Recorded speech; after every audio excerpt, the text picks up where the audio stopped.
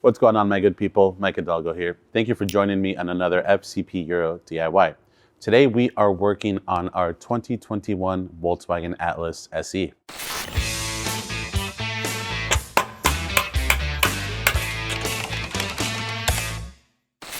Today on the Atlas, we are going to be covering how to refresh your suspension and also install a lift kit while you're at it. Now, I know what you're thinking, Mike, I'm not installing a lift kit at home. I just want to do my suspension. Don't worry, the process is going to be the same. We're going to cover all the same torque specs that you need to know. But because this is part of a larger build, which you can see over on the FCP Euro Media YouTube channel, if you subscribe there, we are going to be lifting it just to separate it a little bit more from the regular Atlases on the road. So what are we working with today? In front of us, we have a Bilstein suspension kit, if you will, all of which is available on fcpo.com, including everything else on the table. We have new struts and shocks. We have new bellows. We have new bump stops, shock mounts, strut mounts and bearings. We already did end links on a different video, the control arm DIY for this car, but we have some upgraded end links specifically for the B2B Fab lift kit. Let me talk about that a little bit. This is the complete B2B Fab lift kit for an Atlas applicable to your 18 to 24 models, which includes a camber correction kit, the spacers for the rear springs, knee strut mounts and bearings. We have some blocks that are going to help relocate our fender liners a bit. We also have some extenders for the rear shocks, as well as all the hardware you can need for this DIY. The only thing that we added to their hardware kit was 4 shock mount bolts for the upper rear shock mounts, which we'll go through the DIY.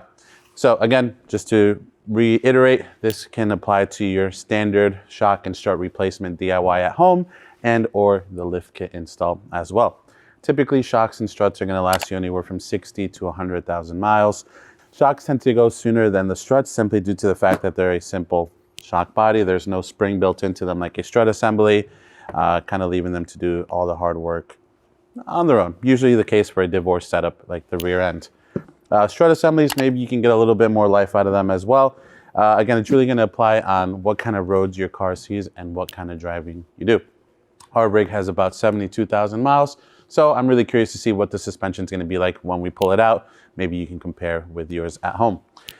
Same thing whenever you're doing a job like this, strut mounts, one-time use hardware, there's a lot of that involved that you're going to want to replace.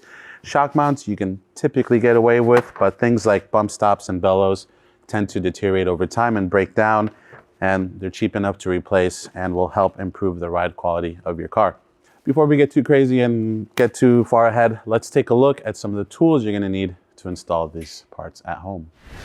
All right, for this suspension refresh and lift kit, we are going to need the following tools. This is going to cover everything from the front to the back, but with any job like this, I recommend you watch it all the way through in case we add anything through the mix.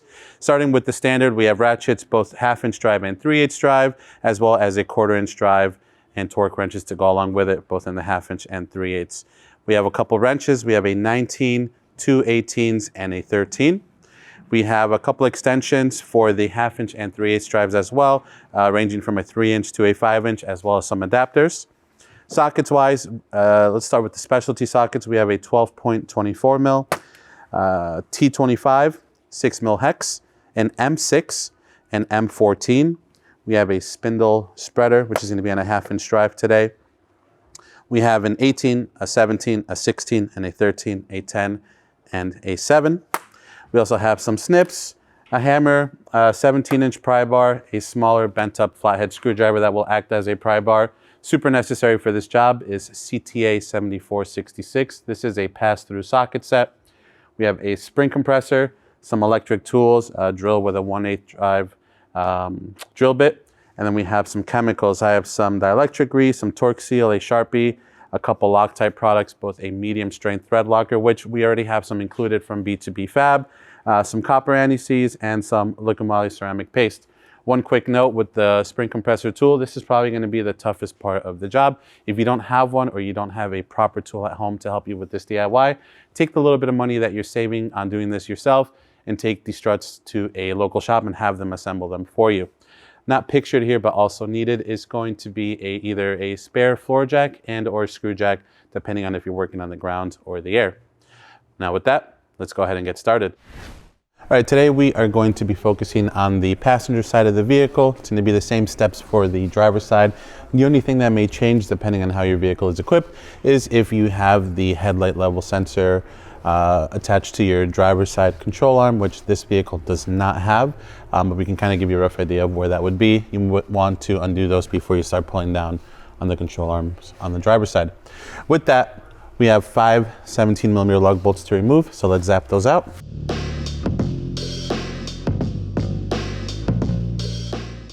All right, now that we have our wheel off, we have a better view of what we're gonna be working with. We have a couple things to detach so that we can pull the whole spindle assembly down once we're ready to separate it from the strut. The first thing we're gonna wanna start with is this axle bolt right here.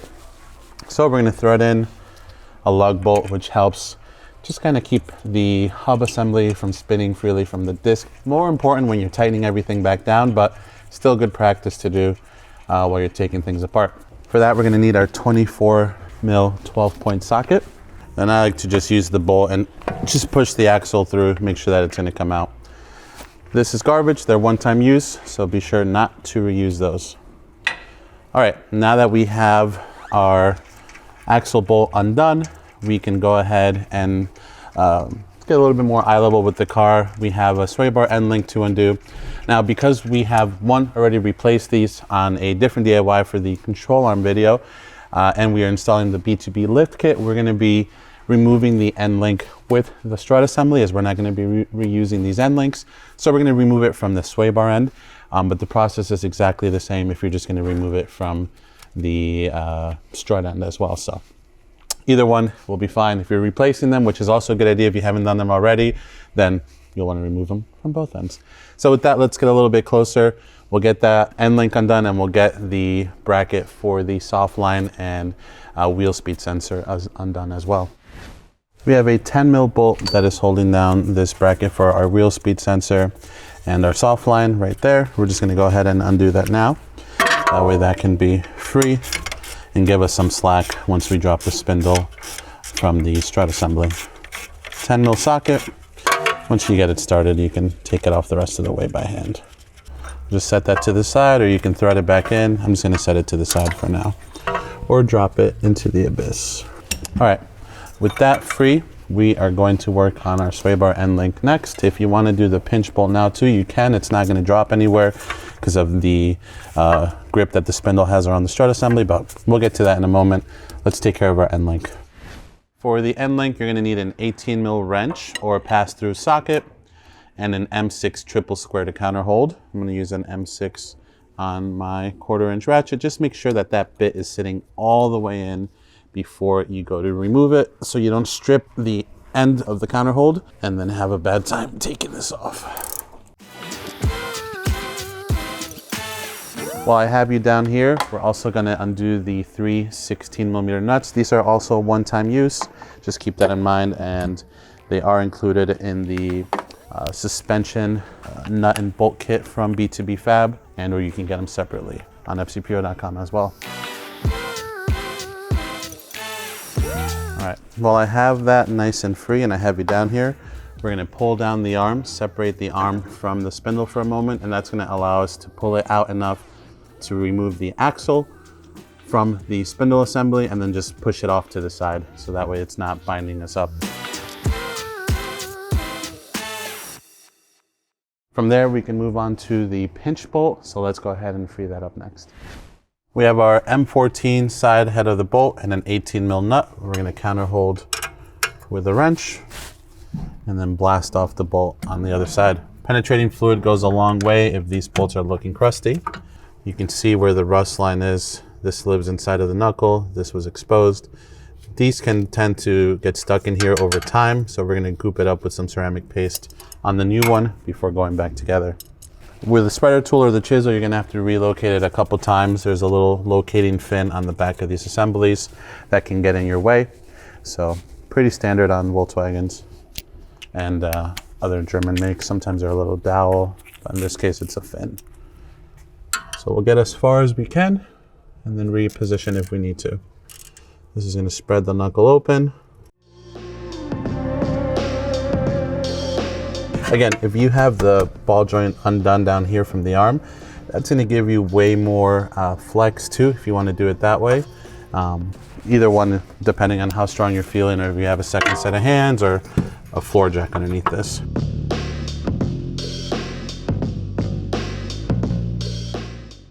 All right, at this point, our spindle is free from the strut assembly. Again, if you're working on the ground versus a lift, you can just have a spare floor jack under here to kind of help keep the weight off of this. And if you have bungee cords, perfect. But you just want these to be nice and loose.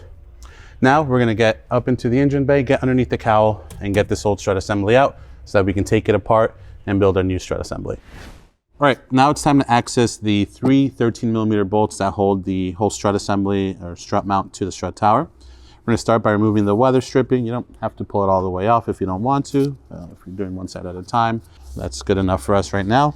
This little foam piece is going to stay here. We're just going to gently pull it forward enough so that we can clear the cowl. And then we're going to lift up and gain access to the 3/13s. So let's grab our extension and our ratchet and get those out.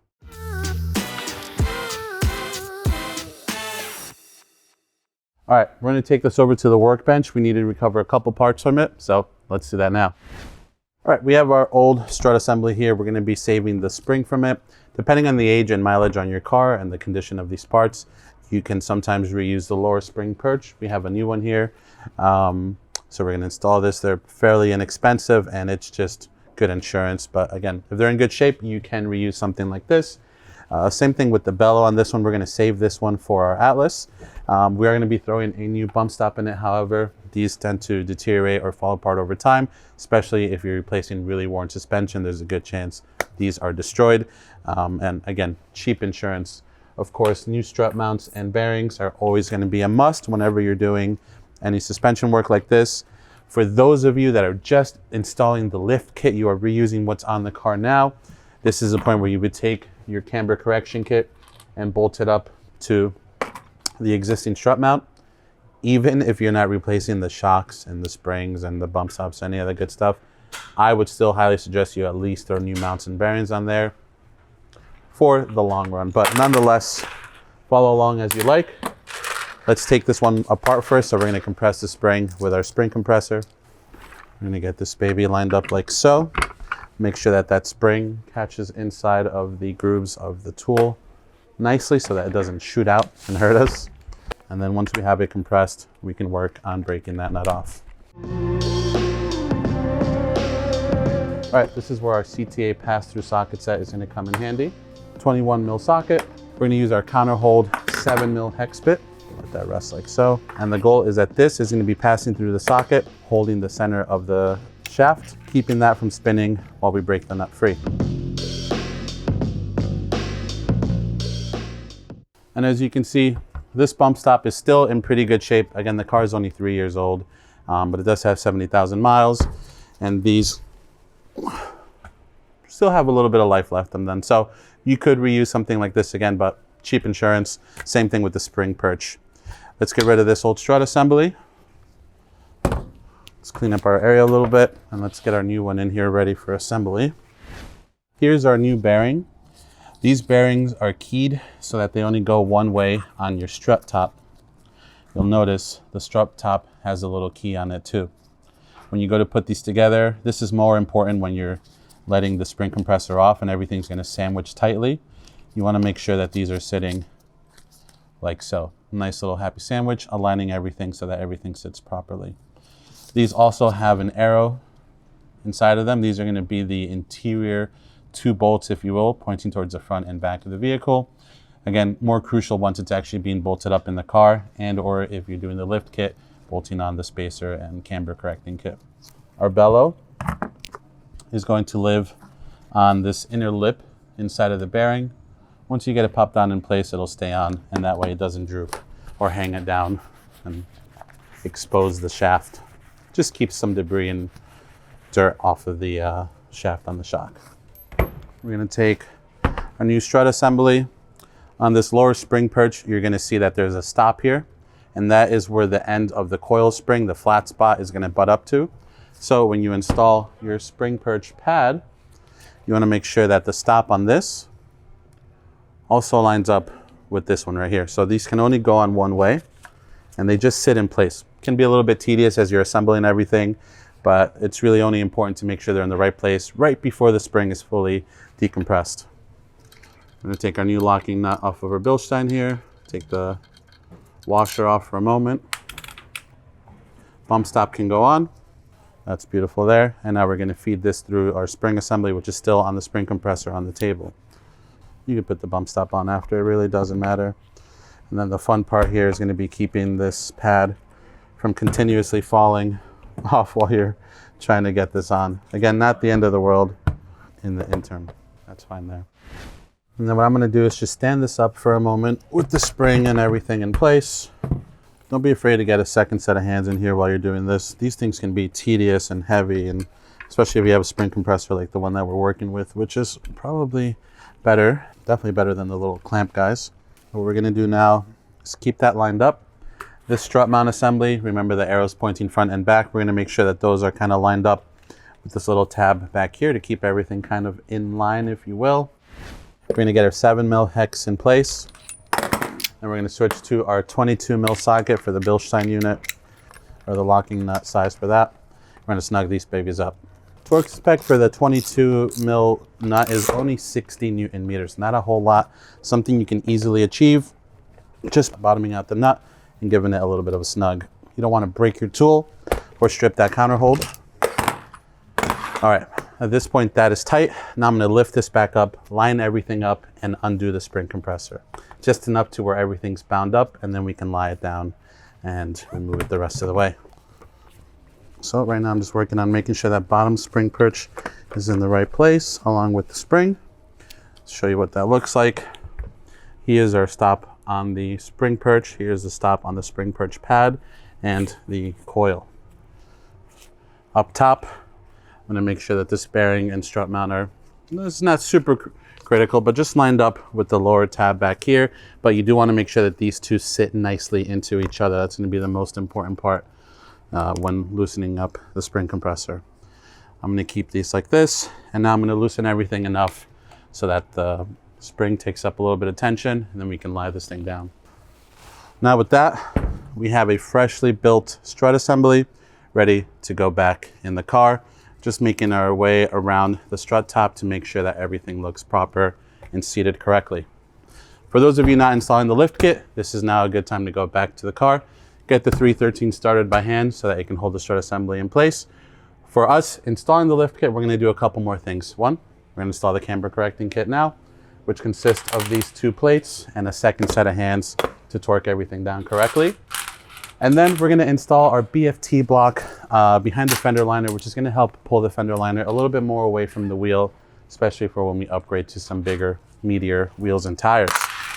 Whether you're installing a lift kit or not, I still suggest removing at least the rear portion of the fender liner and clearing out all the debris that builds up in there, because pretty much every Volkswagen for the last 20 plus years loves to collect debris in that corner, and over time that can lead to rust. So let's get these two things on. We'll set this to the side for a moment, get that BFT block in, and go from there. We're gonna start with the lower plate first. This one has a larger opening, which is gonna clear the top of that strut tower. Now, while B2B does not call for any torque seal on the threads for these bolts, this is gonna be sandwiched in there. It's gonna go through some, I was gonna say hard work on the road. It's cheap insurance, it's medium strength thread locker, not enough to mess things up if you have to take it apart at some point in the future, but free, cheap insurance. We're gonna get these bolted into the original strut tower bolt holes with the provided hardware from B2B. Just gonna get it started loosely. It's a 6mm hex for the hardware supplied. All right, I'm gonna snug these up by hand quickly, and then I'm gonna have Peach put down the camera and give me a hand so we can torque these three to 40 Newton meters per our friends at B2B Fab. With that, now we're gonna install the second plate. And again, this is all in the orientation as how it would sit in the car. It can really only go on one way as well. So don't worry too much about mixing it up. You can see this is the back side or the inner side, and this is the one facing out towards the fender. So our arrows would be in here if you were looking at the standard strut top. All right, same thing. I'm gonna have Mike help me counter hold here, and we'll torque these up to 40 Newton meters. All right, with the strut assembly all ready to rock and roll, should look something like this. You can see we're gonna get quite a bit of height out of this. Again, we're gonna head over, install the BFT fender liner block first, clean up that area. I've had that fender liner apart, so there's not gonna be a lot of crud in there. All right, let's do that, and then we'll pick it up with some strut install. We have a total of 1, 2, 3, 4, and then 5 and 6 underneath to remove, just to gain access to the corner. If you want to pull the whole fender liner off, you can do that as well. We're going to grab our T25 and zap those babies out. We have two 10mm nuts to remove this old one. So this is a bit extra. Unfortunately, the nut was just rounded and not accepting the 10mm socket. So I heated it up, got it nice and melty, hammered on my 9mm socket over it, and then let it cool down a second, and that allowed me to get that little tedious nut off. So hopefully you don't have to do that at home. This should be really straightforward. But now with that, we have our block off. Now you'll notice there is seam sealer here, which is very important for keeping the car from oxidizing or rusting. So what you can do is either modify the amount of seam sealer you have on here or modify the back of the block. Personally, I think keeping the seam sealer is a better move, and then just removing a little bit off the plastic block is going to be good because it's not really structural. It's just holding the fender liner back a little bit, so it's not like we're degrading its function too much. I would rather have this be protected. So let me grab that block, see how it fits, and if we need to modify, we will modify. I think that should work. We should have more than enough of the thread sticking out to get these two 10mm nuts supplied by B2B started here. All right, we were able to snug this one up nicely without having to get any of the sealant off. On the driver's side, we did trim up the B2B block a little bit to make it fit. It was just how the seam sealer laid was a little bit differently, but this one's good. So now with this, we can tuck the fender liner back in, and then we'll show you how to get the new hole drilled from there.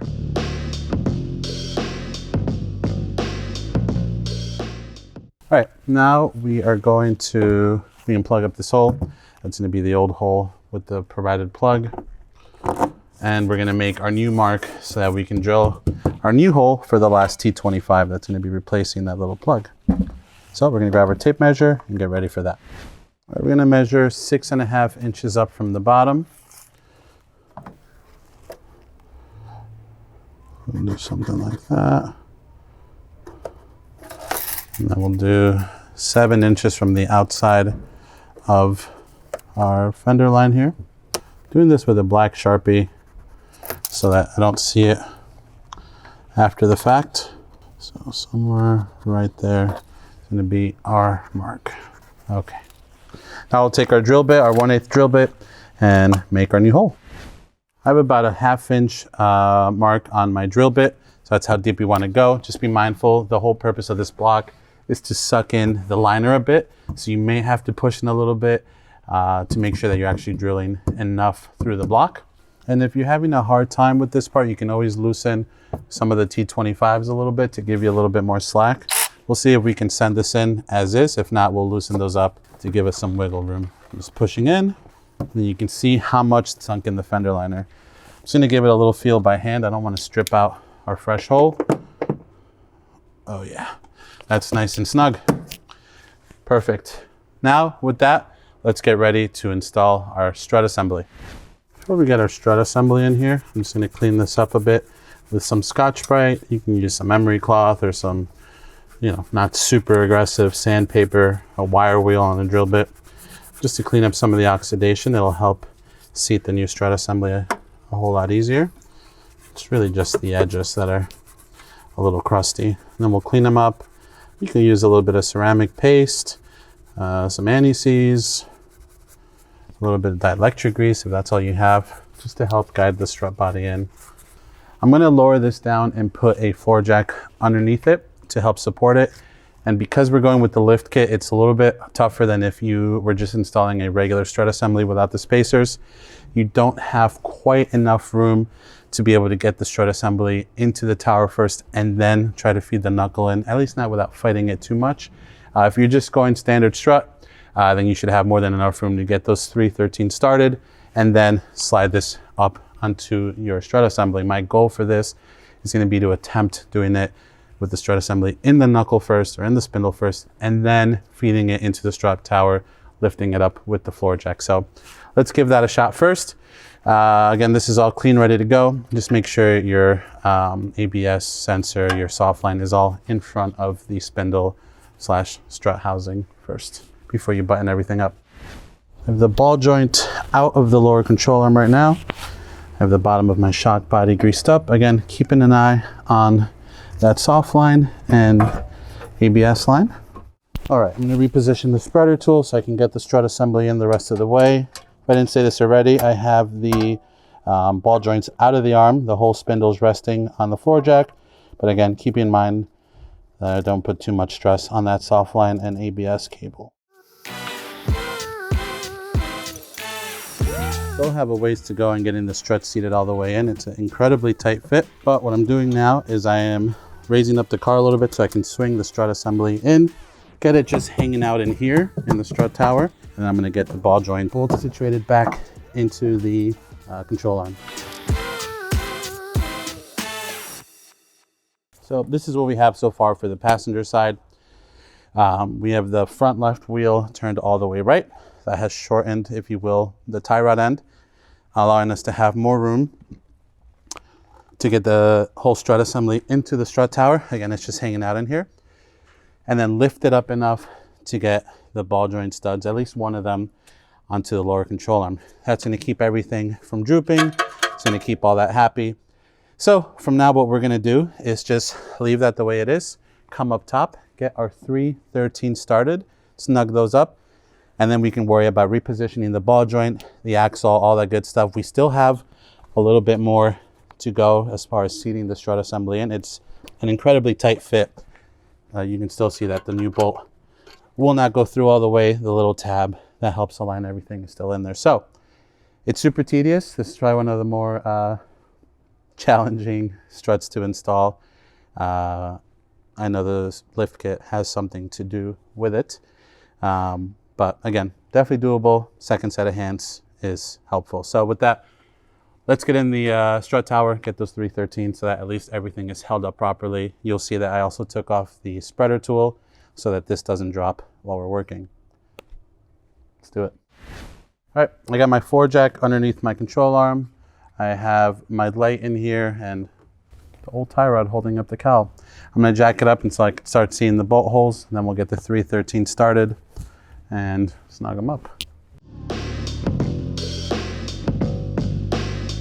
We're going to torque these babies down to 30 Newton meters. All right, we still have a bit of ways to go getting that strut fully seated in the spindle. I'm going to create or recreate what we've been doing with the floor jack underneath, but with the screw jack so we can get it up in the air and give you a better view of exactly what we're doing. All right, back up in the air, just to show you a little bit better what we're working with here is just getting the strut assembly to sit all the way flush into the spindle. You can see the gap that we have here. This must be all the way down. That's the stop there, which will also allow this fin to go all the way down, allowing us to put the pinch bolt through. So the main problem I'm having here is that the spreader tool is not spreading this enough. Ideally, I'd want it right where the fin is right now, which is not ideal, so that we can get this in the rest of the way through. So first thing we're gonna do, now that the strut assembly is suspended up top, is get our ball joint studs, just all three of them in the lower control arm. Again, axle's still out of the way. We can deal with that one later, not a problem. We're gonna feed the ball joint back in. Now I'm gonna see if we can get this tool positioned in a way where it'll allow us to spread the knuckle enough and have it seat the rest of the way. Little pry bar action, and it's shot down the rest of the way. With how tight that fit is, I am very confident that I can lower the screw jack and nothing is gonna move. But if you want to be extra safe, you can throw that pinch bolt in now. Just make sure you have whatever spreader tool you used removed. We're going to feed in that pinch bolt. You can see I have it gooped up where the nut will not be doing its thing. So where it's going to live in the strut and pinch area, so that hopefully in the next X amount of years, when this gets serviced again, it's super easy to get this bolt out. New hardware, of course, one-time use. All right, let's snug this baby up. I'm going to torque this to an initial 70 Newton meters first. Again, M14, 18 mil to counterhold. All right, and then I'm going to make a mark with my Sharpie so that I know once I've done a 180-degree rotation. 290s works as well. And we are torqued up. Now while I have you here, we're just going to free up our ball joint once more, get this axle back in its home, make sure those splines are lining up here on the wheel hub. You can always rotate the disc a little bit and then it should slide right in. Bam, baby. All right, let's get these 316 started back up. We have some freshies that come in our kit, but again, they're one-time use, so whether you're doing the lift kit or not, or buying their hardware kit or not, we still have these available on the site and recommend you replace them every time. We're going to torque these to 40 Newton meters, these 316s, then give them an additional 45 degrees or an eighth of a turn. All right, with our ball joint situated, we're going to take care of our new axle bolt now. Again, make sure it has the thread locker already on it. This is a 24 mil 12 point. I'm just going to snug it up using the 3/8 drive ratchet. Now we're going to do the same thing we did when we were removing it. We're going to thread in a lug bolt to help with the hub spinning separate from the brake disc. We're going to lock up the brake disc. You can also have someone hop inside and step on the brake pedal if you have a, we'll call him a helper in the garage that isn't doing much of anything. We're going to set our torque wrench to 200 meters, do the initial torque on that first, and then an additional 90 degrees.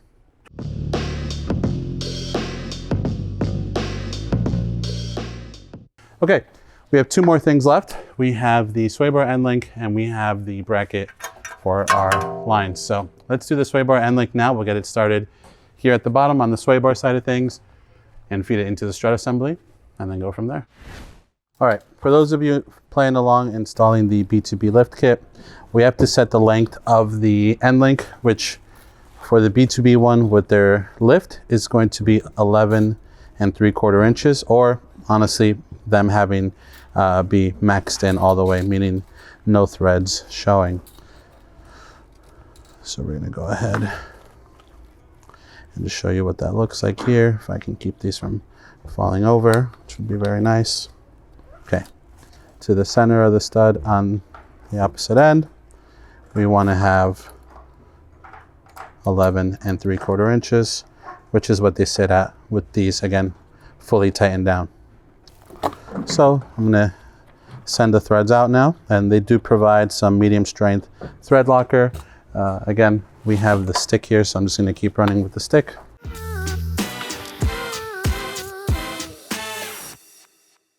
For the factory end link, your torque spec is going to be 40 Newton meters plus an additional 45 degrees.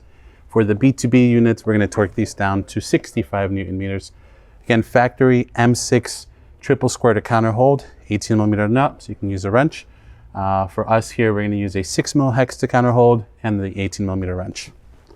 Once we have this snugged up, then we can tighten down the adjusters.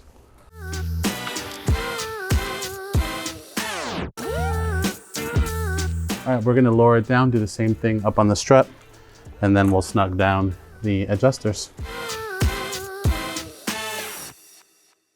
And now we can tighten up the adjusting collars on the links. We're going to need a 19 mil wrench and an 18 for this.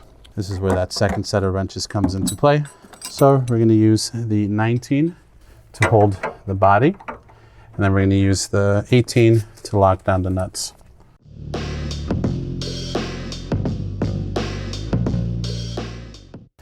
And then I'm going to hit these with the paint pen as well. End links, again, especially adjustable ones, can be a cause of noise if not installed properly or torqued down properly. So If for some reason we have a clunk, we can come back and check our hardware to see if it's come undone or not. We have strut assembly in, end link back in, our ball joint situated. We have our axle bolt situated. Now we have the little bracket for our ABS cable and our soft line. So let's get that 10 mil situated again. And back here, you'll notice that speed sensor cable, ABS cable runs next to the hard line. There's a little tab here. Feel free to clip that back in if it popped out on you.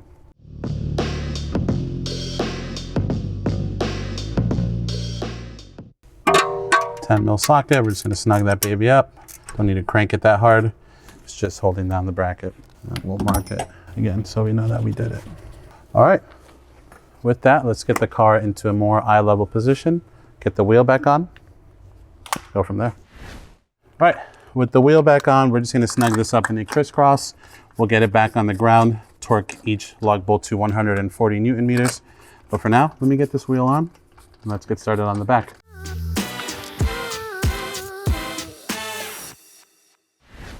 Back here, we have 5 17mm lug bolts to remove.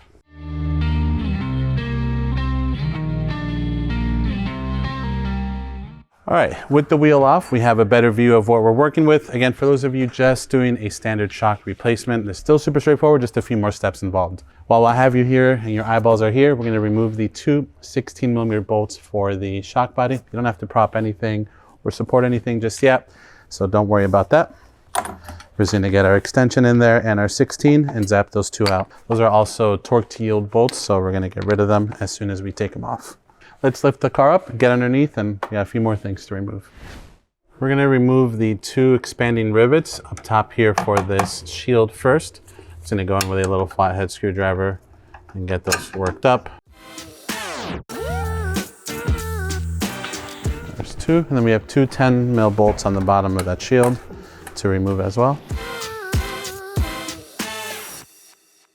Now I'm gonna get my screw jack situated to start supporting all of this good stuff here.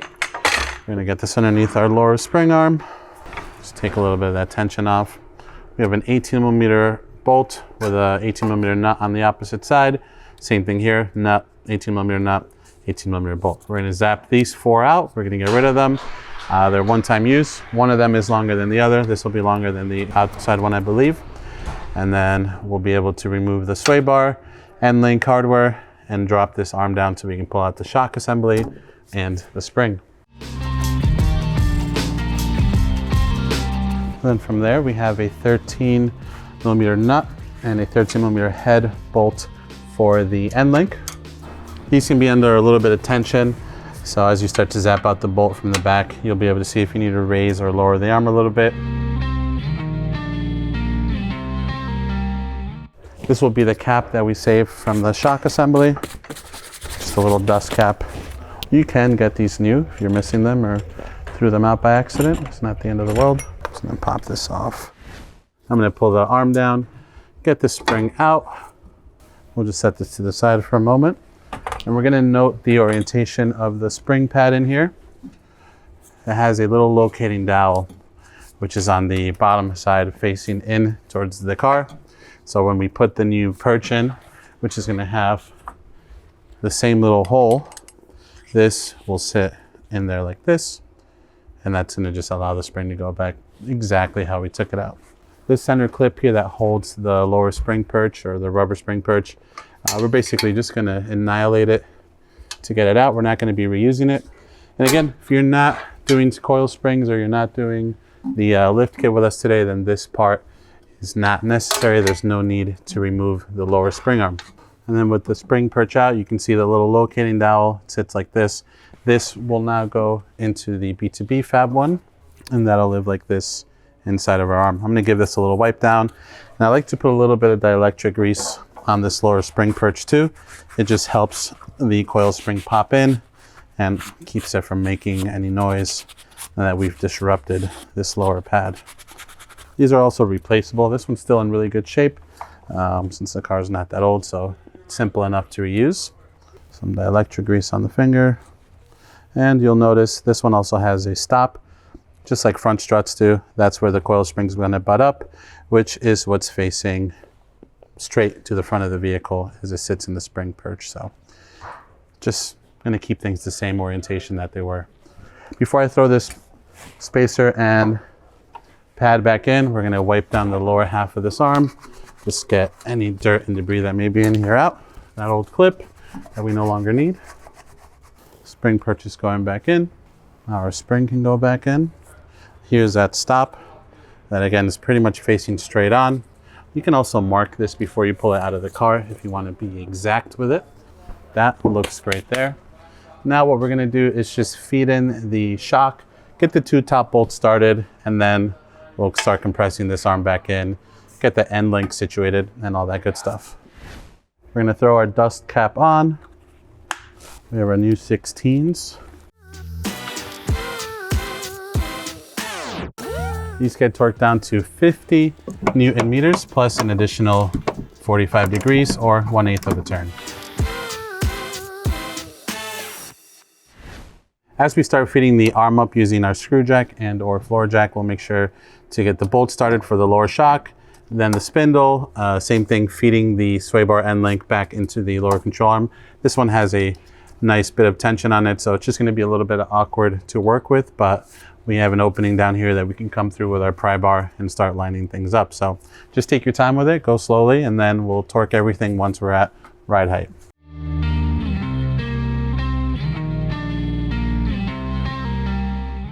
All right, as we start going up with the arm, we're gonna get ready to line up these bolt holes. But before we get a bolt on the shock body or the spindle on, we're gonna tackle the sway bar end link first. We're gonna have to go up and then come back down so we can get the bolt through as the end link is at a bit of an angle. So right now my goal is just to be mindful of the shock body, make sure that's still just swimming around where it needs to be. And we're gonna keep going up on this arm until we get the sway bar end link situated. So right now, while this hole was good for one moment, the back side of it is not quite ready. We're gonna get the shock bolt started. This is the longer one out of the 2.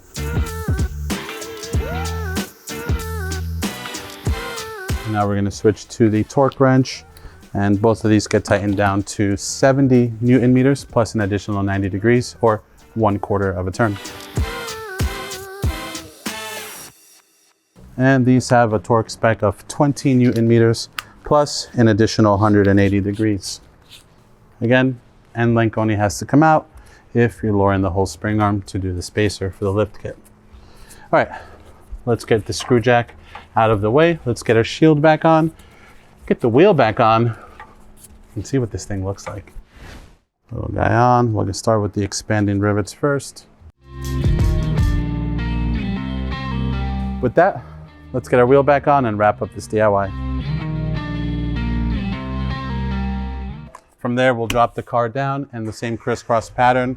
We'll torque these to 140 Newton meters and wrap up this DIY. A little bit of an involved job, mainly the front being the tougher side of things, but again, a second set of hands makes this super easy, or makes it doable. Again, if you like this video, please be sure to give it a thumbs up. If you have any questions or comments, leave those in the comment section below. And if you want to see more DIYs like this on this Atlas and other chassis, consider subscribing. We make new ones all the time. As always, thank you for watching. I'll catch you in the next one. Oh, and if you want to see the full before and after, head over to FCPro Media on YouTube and subscribe there for more.